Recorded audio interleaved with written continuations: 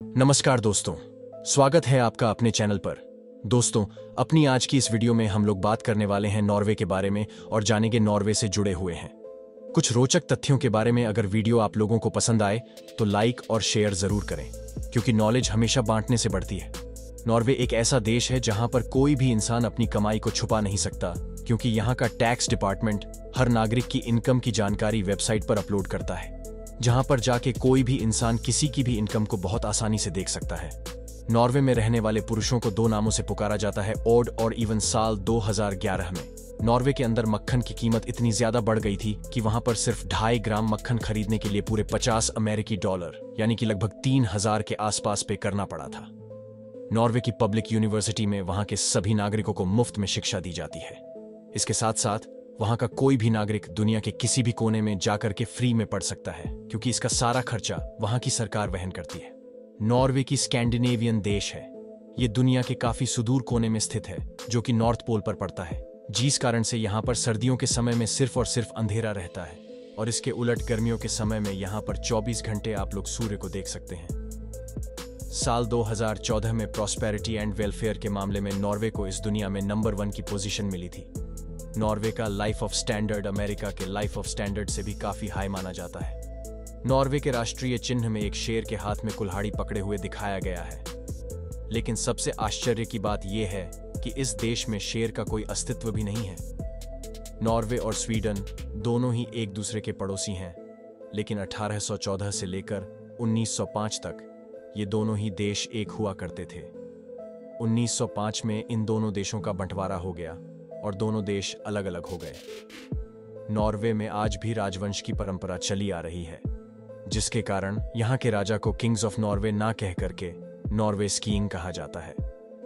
Norway में बारहसिंगों की बहुत बड़ी आबादी है, और इनकी आबादी को रोकने के लिए यहाँ के लोग बारहसिंगों को पकड़ करके अपने दांतों से इनके अंडकोशों को खा जाते हैं और उसके बाद इन्हें छोड़ देते हैं। नॉर्वे के लोग अपनी लाइफ में बुक्स पढ़ने के भी काफी शौकीन होते हैं। यहाँ का हर नागरिक एवरेजली 1 साल में कम से कम 5000 रुपए सिर्फ और सिर्फ किताब पर खर्च करता है। साल 2017 में नॉर्वे की गवर्नमेंट ने एफएम रेडियो को पूरी तरह से बंद कर दिया, जिस कारण से नॉर्वे इस दुनिया का पहला ऐसा देश बना जिसने एफएम रेडियो को बंद करके डिजिटल वर्ल्ड में पूरी तरह से स्विच कर लिया। नॉर्वे में एक जगह है जिसका नाम है हेल, और अंग्रेजी में इसका अर्थ होता है नर्क। ठीक इसी तरह से अमेरिका में एक राज्य है जिसका नाम है टेक्सास। नॉर्वे में इसका अर्थ होता है पागल। नॉर्वे के कानून के अनुसार अगर वहां के स्थानीय प्रशासन को ऐसा लगता है कि कोई भी पेरेंट्स अपने बच्चों का पालन पोषण सही तरीके से नहीं कर रहे हैं, या फिर अपने बच्चे पर किसी भी प्रकार की कोई हिंसा कर रहे हैं, तो वहां का प्रशासन बिना माता पिता की अनुमति के उस बच्चे को अपनी कस्टडी में ले सकता है, क्योंकि नॉर्वे में बच्चे के ऊपर किसी भी प्रकार की कोई हिंसा बर्दाश्त नहीं की जाती है। अपने इस कानून के कारण नॉर्वे दुनिया में कई बार विवादों के केंद्र में भी रह चुका है। जहां पर भारत में 12 साल से कम उम्र के बच्चों को फिल्म और टीवी एड्स में ले लिया जाता है, तो वहीं पर नॉर्वे के अंदर 12 साल से कम उम्र के बच्चे पर किसी भी प्रकार का कोई मॉनिटरी वर्क नहीं कराया जा सकता है। नॉर्वे का कुल क्षेत्रफल 3,85,178 किलोमीटर है। नॉर्वे की राजधानी ओस्लो है और यहाँ की ऑफिशियल लैंग्वेज नॉर्वेगियन मानी जाती है। नॉर्वे की आधिकारिक मुद्रा का नाम नॉर्वेगियन करून है। नॉर्वे इस दुनिया में अपने एक अजीब कानून के लिए भी जाना जाता है। नॉर्वे की कानून के अनुसार यहाँ पर किसी भी कुत्ते को बांध कर रखना एक कानूनी अपराध है।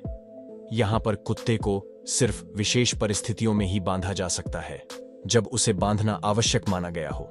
जहां पर भारत में कोई भी व्यक्ति अगर पुलिस में भर्ती होना चाहता है तो उसके पास सिर्फ डिग्री होनी चाहिए, चाहे वो किसी भी क्षेत्र की क्यों ना हो। लेकिन नॉर्वे में ऐसा बिल्कुल भी नहीं है।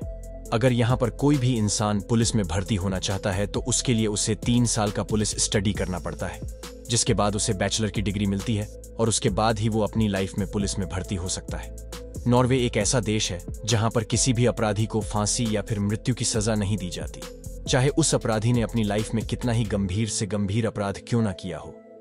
यहाँ पर सजा के लिए अधिकतम 21 साल की उम्र कैद दी जाती है, और इसके साथ साथ यहाँ पर कैदियों को हर प्रकार की सुविधाएं भी उपलब्ध कराई जाती है। यहाँ पर कैदियों के देखने के लिए फ्लैट, टीवी, इनके सेल्स में एसी के साथ साथ इन्हें इंटरनेट की सुविधा भी उपलब्ध कराई जाती है। नॉर्वे की सुप्रीम कोर्ट ने अमेरिका के एक ड्रग तस्कर को ये कहकर के यहाँ पर शरण दी की अमेरिका की जेल किसी भी मानवीय मूल्यांकनों को पूरा नहीं करती है और वहां की जिले कैदियों के रहने लायक बिल्कुल भी नहीं है। दूसरा, विश्व युद्ध कई देशों के लिए एक भयंकर और बुरे सपने की तरह था, क्योंकि उस विश्व युद्ध में कई देशों के लाखों लोग मारे गए थे।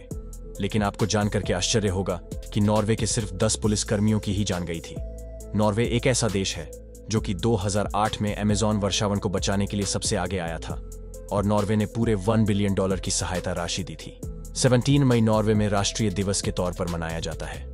अगर आप लोग नॉर्वे में घर में बैठकर भी टीवी देख रहे हैं तो इसके लिए भी आप लोगों को सरकार को लाइसेंसिंग फीस देनी पड़ती है, जो कि एक साल में लगभग 30,000 के आसपास होती है।